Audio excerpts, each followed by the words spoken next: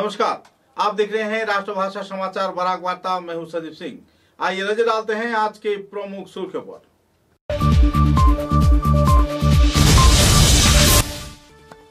सोना विधानसभा केंद्र के भुवन तीर्थ में लाखों की तादाद में भक्त प्राण लोगों की समागम होने की जताई जा रही है उम्मीद। यातायात परिसेवा पर पुलिस प्रशासन ने किया क्षेत्र का दौरा।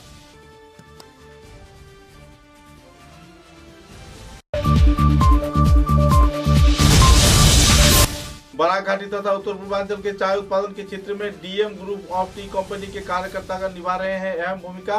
बड़ी मात्रा में बराक घाटी में सरबराह किया जा रहा है खाद।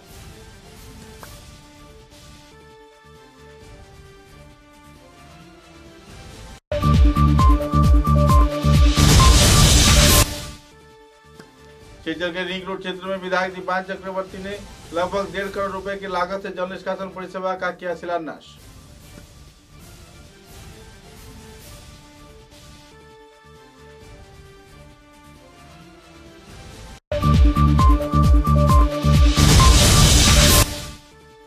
सिलचर के अंबिकापट्टी क्षेत्र में रामकृष्ण वानप्रस्थ मंगलम संस्थान के उद्योग से वृद्धाश्रम का किया अनुष्ठानिक तौर पर उद्घाटन। स्वामी गुणातीतानंद जी महाराज के मौजूदगी में आयोजित हुआ कार्यक्रम।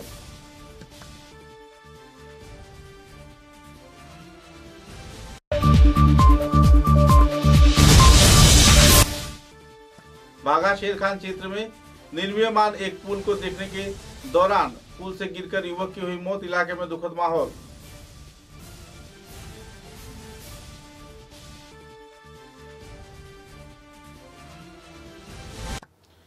नजर डालते हैं आज के विस्तारित समाचारों पर। पूरे साल भर के इंतजार के बाद आखिरकार सुनाई विधानसभा केंद्र के भुवन तीर्थ यानी भुवन पहाड़ में स्थित देवादिदेव महादेव के मंदिर के दर्शन में लाखों की तादाद में भक्त प्राण लोग जुटने की लोग उम्मीद जता रहे हैं। इस क्षेत्र में मेला तथा कई धार्मिक कार्यक्रम भी आयोजित किया जा रहा है। कैसे चल रही है भुवन तीर्थ की तैयारी, कैसे होगी यातायात परिसेवा, कैसी रहेगी मार्ग, क्या क्या सुरक्षा व्यवस्था हाथों में लिया गया है, इस संदर्भ में आइए एक नजर डालते हैं। हर साल की तरह इस साल भी पूरे श्रद्धा व मर्यादा के साथ सिलचर के मोती नगर क्षेत्र में स्थित भुवन बाबा के मंदिर में शिवरात्रि के पावन तिथि के अवसर पर लाखों के तादाद में भक्त प्राण लोग इकट्ठा होने जा रहे हैं। देवादिदेव महादेव भगवान शिव जी के श्री चरणों में अपना जल समर्पण किए जाने के उद्देश्य को सामने रख लाखों की तादाद में भक्त प्राण लोग मोती नगर क्षेत्र के भुवन तीर्थ में पधारने वाले हैं।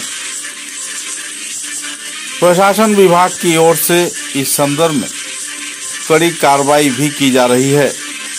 हर तरफ सुरक्षा की अहम पहलुओं पर विस्तारित तौर पर विचार विमर्श किया गया। कई सभा आयोजित किए गए, गांव के लोगों के साथ बातचीत किया गया। स्थानीय पुलिस प्रशासन, कछार जिला प्रशासन तथा आवासीय क्षेत्र के कई स्वेच्छासेवी संगठन को साथ लेकर इस बार की भुवन तीर्थ की अमर शिवरात्रि त्योहार को निर्विघ्नता के साथ पालन किए जाने के उद्देश्य से तैयारी लगभग पूरी हो गई है। दूर दराज क्षेत्र से संत जहां पधार रहे हैं, तो इसी दौरान भुवन तीर्थ में हर साल लाखों के तादाद में भक्त प्राण लोग पहुंचने के जो मार्ग हैं, उस पर भी राज्य व केंद्र सरकार की ओर से संस्कार किया गया है। साथ ही चढ़ाई चढ़ने के दौरान भक्त प्राण लोगों को कोई परेशानी न हो, इसलिए कई क्षेत्र में टीले को काटकर सड़क बनाया गया है। अब तो आप 2 पहिए वाले वाहन से भी पहाड़ के चोटी पर पहुंच सकते हैं। लेकिन भुवन तीर्थ पूजा कमेटी, मेला कमेटी तथा दूसरे कई और संगठन कार्यकर्ताओं का कहना है कि लोगों की भीड़ की तादाद इतनी रहती है कि इस क्षेत्र में वाहन लेकर ऊपर जाना लगभग परेशानी झेलना होता है। इसी मुद्दे को सामने रख कुछ नए अधिनियम भी लागू किए गए हैं। यूं तो 25 और 26 फरवरी को शिवरात्रि के पावन त्योहार के अवसर पर आप वाहन के जरिए जा सकते हैं, लेकिन पहाड़ के निचली क्षेत्र में आपको वाहन रखना होगा। लोगों की बढ़ती भीड़ की तादाद में आप किस तरीके से वाहन लेकर जाएंगे, आप खुद ही सोच में पड़ जाएंगे। संस्कार से लेकर भक्त प्राण लोगों की हर प्रकार की सुविधा इस क्षेत्र में मुहैया करवाया जा रहा है। और तो और कछार जिला पुलिस प्रशासन कई क्षेत्र में सुरक्षा कर्मियों को भी तैनात किया है। पुलिस प्रशासन के कई कार्यकर्ता पहाड़ की चोटियों पर अपने अपना डेरा डाले बैठे हुए हैं, ताकि कोई भी असामाजिक गतिविधि या फिर कोई हादसा पिछले कई वर्षों की तरह न हो जाए। जान माल की सुरक्षा, व्यापारियों के कतार तथा कोई भी अप्रिय वारदात से जूझने के लिए जहां प्रशासन तैयार है, पुलिस चौकन्ना है, तो इसी दौरान व्यापारी भी अपने व्यापार के प्रसार बेखौफ लगा रहे हैं। कई क्षेत्र में बड़े पैमाने पर छोटे बड़े व्यापारी अपने अपने सामानों को संयोज कर आम जनता की सेवा में इस क्षेत्र में अपनी व्यापार की पसार लगा रहे हैं। धर्मप्राण लोगों की तांता भी वक्त के साथ बढ़ता जा रहा है। दूर दराज क्षेत्र से कई साधु सन्यासी तथा दूसरे कई धर्मप्राण लोग भी इस क्षेत्र में देवादिदेव महादेव के दर्शन के लिए जुट रहे हैं। उत्तर पूर्वांचल का एक अनोखा क्षेत्र मोतीनगर भुवन पहाड़ क्षेत्र में स्थित श्री भुवन बाबा के मंदिर में लाखों की तादाद में भक्त प्राण लोग आने की लोग उम्मीद जता रहे हैं। इस साल मौसम सुनहरा रहने के कारण हर एक क्षेत्र से लोगों की भीड़ उमड़ सकती है। कुल मिलाकर एक आनंदपूर्ण माहौल में इस बार इस उत्सव को पालन किया जा रहा है। मंदिर की संस्कार कार्य सुचारू रूप से की गई है। कई क्षेत्र में लोगों के नहाने के, रहने के तथा विश्रामगार भी बनाए गए हैं। नीलमांडव जाने वाले मार्ग में भी संस्कार किया गया है। जो लोग नीलमांडव में जाना चाहते हैं, उनके लिए भी इस क्षेत्र में सड़कों को कुछ हद तक संस्कार किया गया है। हालांकि देवादिदेव महादेव भुवन बाबा के दर्शन के लिए बनाए गए मार्ग का हालात इन दिनों काफी स्वच्छ और सुंदर है। कोई भी अपने इंतजार के साथ थोड़ी पैदल चलकर या फिर वाहन के जरिए इस क्षेत्र में पहुंच सकता है।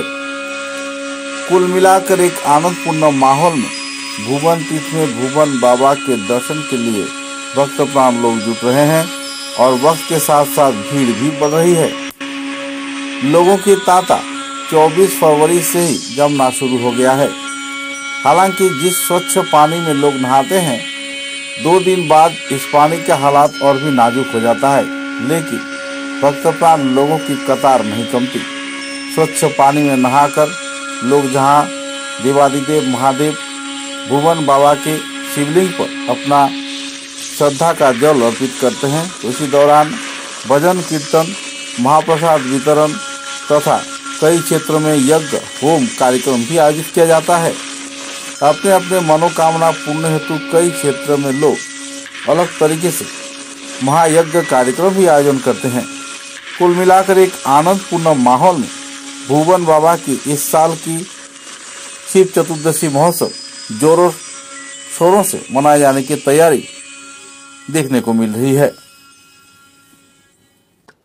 बराक घाटी के चाय उत्पादन के क्षेत्र में डीएम ग्रुप ऑफ कंपनी एक अहम भूमिका निभा रहा है। उत्तर पूर्वांचल के चाय के उत्पादन के साथ साथ बराक घाटी के चाय उत्पादन के क्षेत्र में चाय बागानों को सहयोगिता प्रदान किए जाने के उद्देश्य को सामने रख बड़े पैमाने पर उच्च स्तरीय खाद सरबराह किया जा रहा है। इस संदर्भ में विस्तारित जानकारी देते हुए संगठन के कार्यकर्ताओं ने विस्तारित खुलासा किया।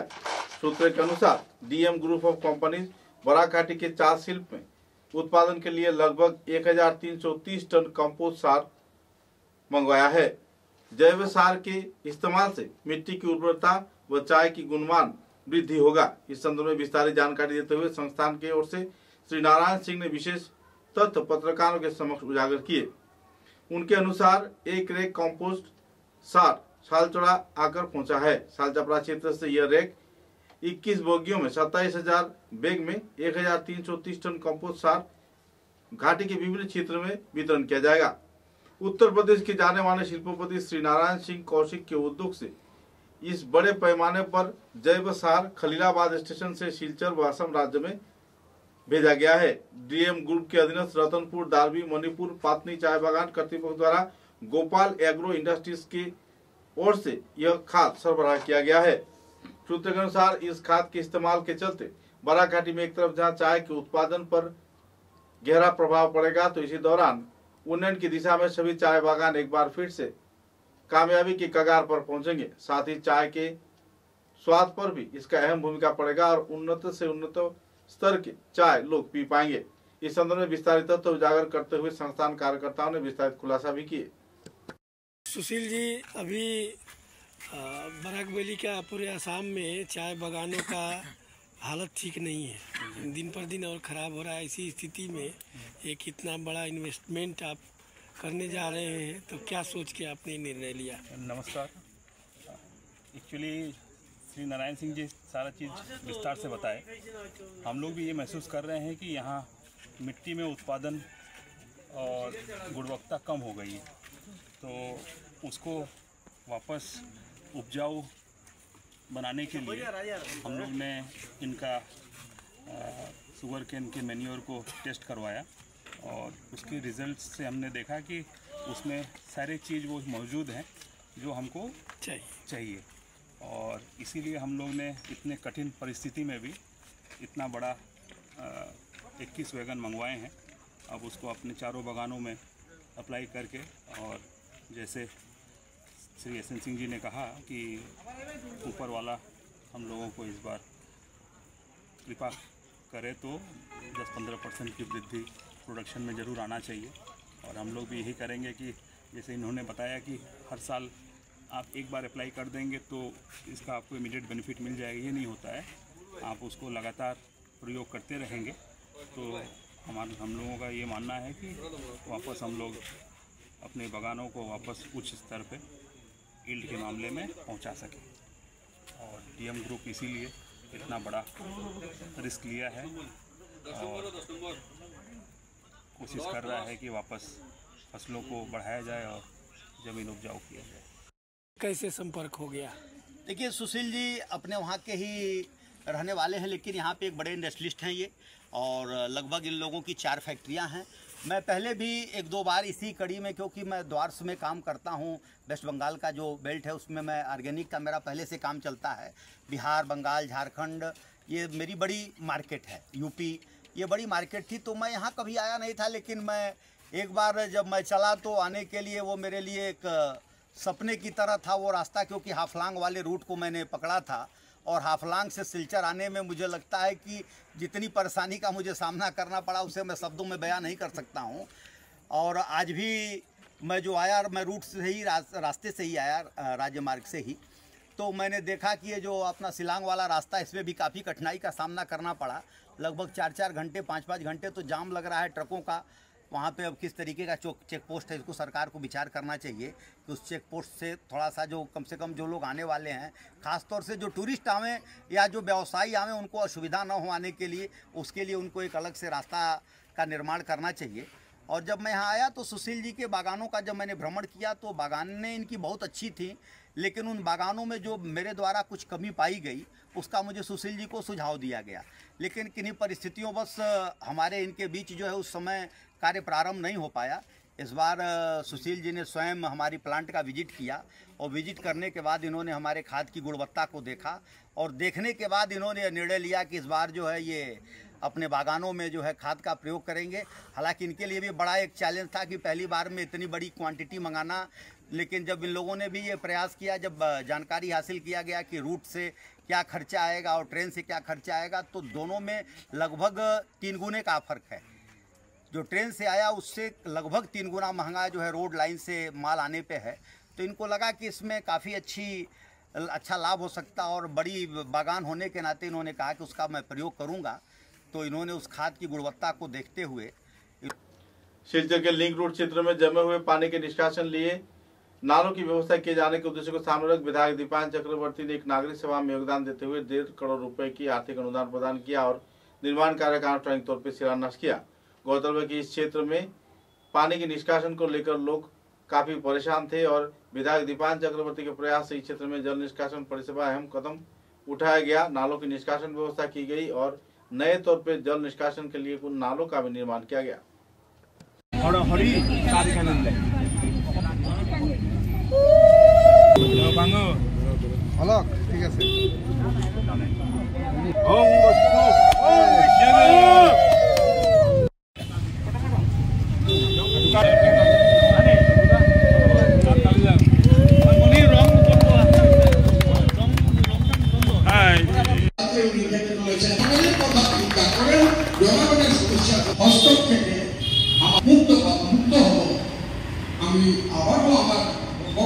সমস্ত শিক্ষার্থী প্রতিনিধি হিসাবে আমাদের মাননীয় বিধায়ককে জানাই আন্তরিক অভিনন্দন।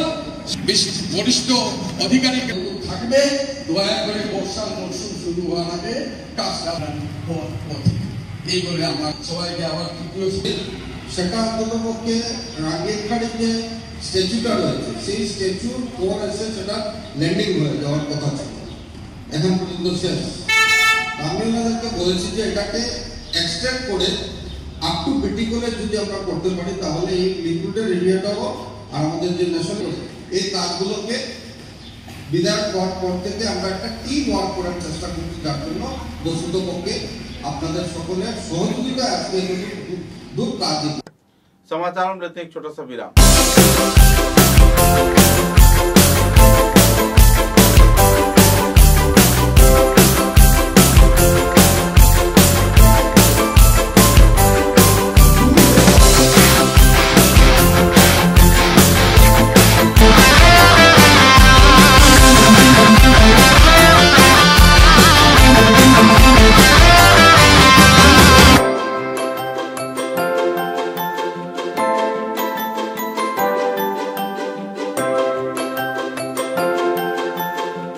समाचारों के अगले चरण में सिलचर के अंबिकापट्टी क्षेत्र में स्थित रामकृष्ण वानप्रस्थ मंगलम संस्थान में वृद्धाश्रम का आनुष्ठानिक तौर पर रामकृष्ण मिशन के स्वामी गुणतीतानंद जी महाराज ने फीता काटकर किया। साथ ही प्रदीप पूजन के जरिए उन्होंने भवन का शिलान्यास करते हुए सभी स्तर के लोगों को एक आनंदपूर्ण जीवन व्यतीत करने के लिए भी प्रेरित किया। गौरतलब है कि वृद्धाश्रम के निर्माण के चलते पिछले 2001 साल से 2025 साल तक रामकृष्ण वानप्रस्थ मंगलम के संस्थान कार्यकर्तागण बेहद परिश्रम व कठोर प्रयास के बाद कामयाबी के कगार पर पहुंचे हैं। इस दिन कई पहलुओं पर संस्थान कार्यकर्ताओं ने अपने अपने मतों का खुलासा किया। निपेंद्र नारायण बणिक महाशय আমরা অনুরোধ করি যে সাহায্যের হাত বাড়িয়ে দেওয়ার জন্য এবং আজকে অন্তত 60 জন আজকে আমাদেরকে অনুদান দিয়ে আমাদের এই প্রতিষ্ঠানটি তৈরি করে দিয়েছেন। বর্তমানে আমাদের 11টা রুম আছে ফুললি ফার্নিশড, আমরা তৈরি করেছি যাতে এটা আমাদের কি করেছেন যে আমরা এখানেই করতে পারবো, আমাদের আবশ্যকতা করতে পারবেন। আমাদের তিন রকম প্লেস, শারীরিক প্লেস, মানসিক প্লেস, আধ্যাত্মিক প্লেস, এই তিন রকম প্লেস। धौलाई विधानसभा केंद्र के भागा शेर खान राजमार्ग पर बन रहे पुल के निर्माण कार्य देखने गए एक युवक पुल से गिर जाने पर नदी में उसकी मौत हो गई। सूत्रों के अनुसार पुल से गिरने के बाद युवक नदी के पानी के नीचे चला गया और जहां उसकी पानी में डूबने से मौत हो गई। वारदात की जानकारी मिलते ही इलाके के लोगों में क्षोभ की स्थिति देखने को मिली। लोगों ने कई घंटे प्रयास के बाद शव को बरामद किया और परिवार सदस्यों के हाथों पुलिस प्रशासन की मौजूदगी में शव को दे दिया गया।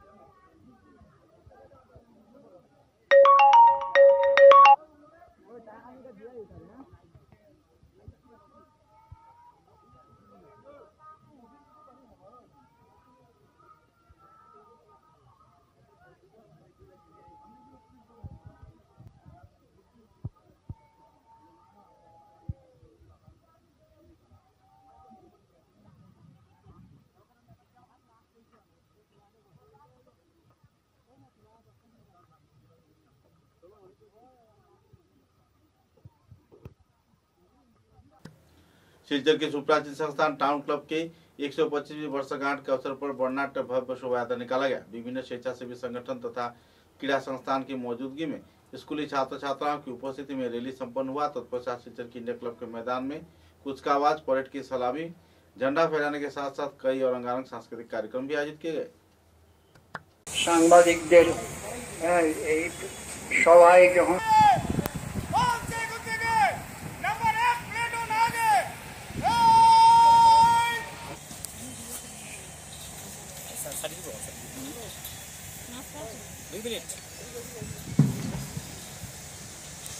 एसीसी 180 नंबर चैनल এগিয়ে আসছে জুনিয়র বয়েজ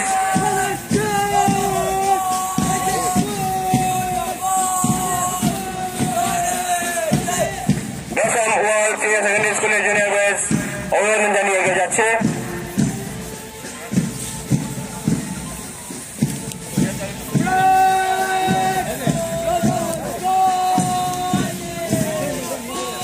তার পিছনে আসছে junior boys UNL Pal institute.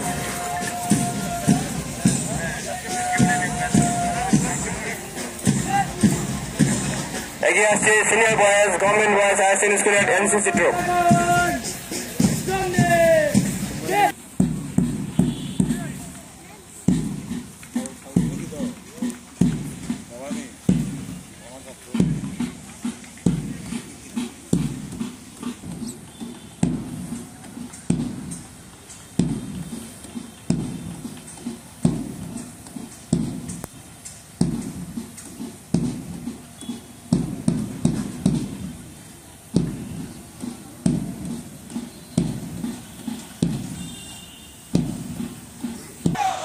Long live India Club!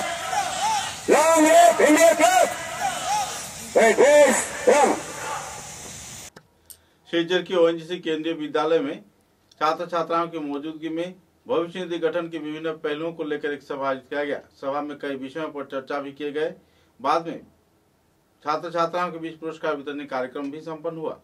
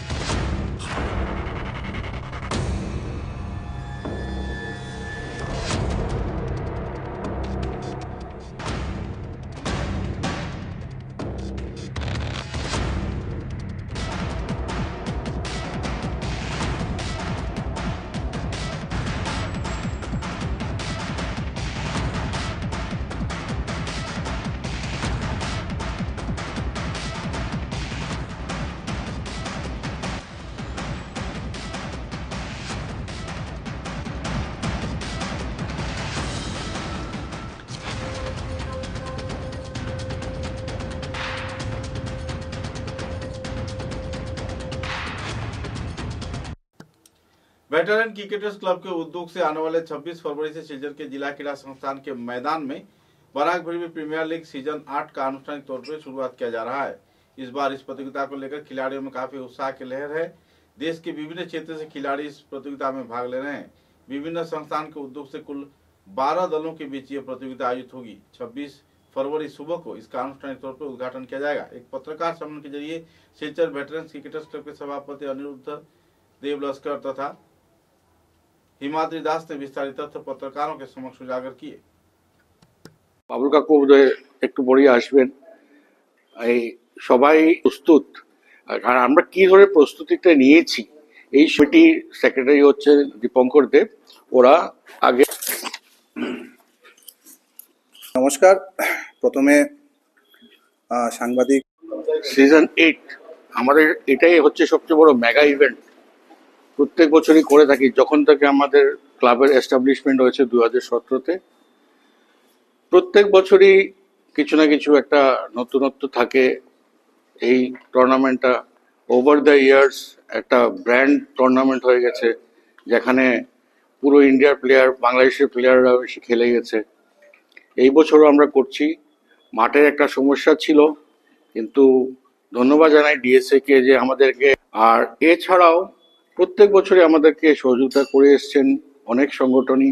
Secretary broadcasting Sunit Chhetri, logistics Riju Laskar, Ratan Dev, Uttam Rai, event management Subhashish. Borkhola मातृभूमि क्लब को दुख से विश्व मातृभाषा दिवस के अवसर पर एक सभा आयोजित कर मातृभाषा के विभिन्न पहलुओं के बारे में आलोकपात किया गया और इस संदर्भ में लोगों को जागरूक रहने के लिए प्रेरित भी किए गए।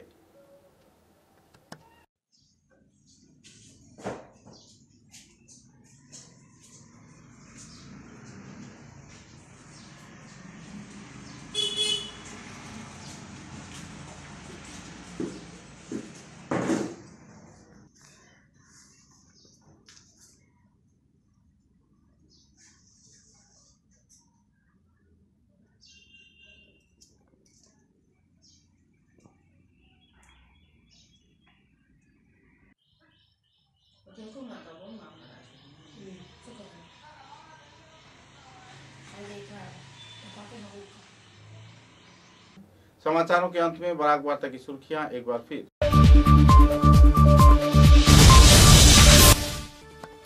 सोना विधानसभा केंद्र के भुवन तीर्थ में लाखों के तादाद में भक्त प्राण लोगों के समागम होने की जताई जा रही है उम्मीद। यातायात परिसेवा पर पुलिस प्रशासन ने किया क्षेत्र का दौरा।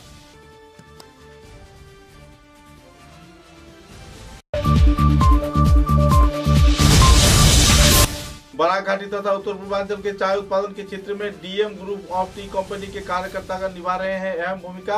बड़ी मात्रा में बराक घाटी में सरबराह किया जा रहा है खाद।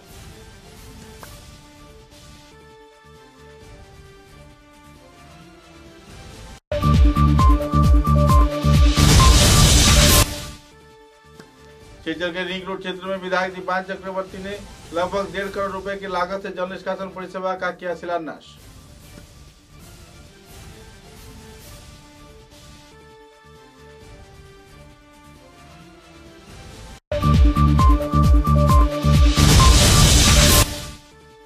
सिलचर के अंबिकापट्टी क्षेत्र में रामकृष्ण वानप्रस्थ मंगलम संस्थान के उद्योग से वृद्धाश्रम का किया अनुष्ठानिक तौर पर उद्घाटन। स्वामी गुणातीतानंद जी महाराज की मौजूदगी में आयोजित हुआ कार्यक्रम।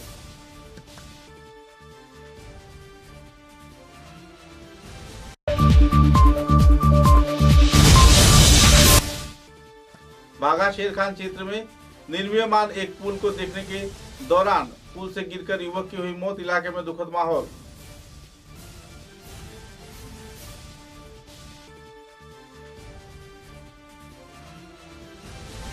अब तक की बराक वार्ता में बस इतना ही। नमस्कार।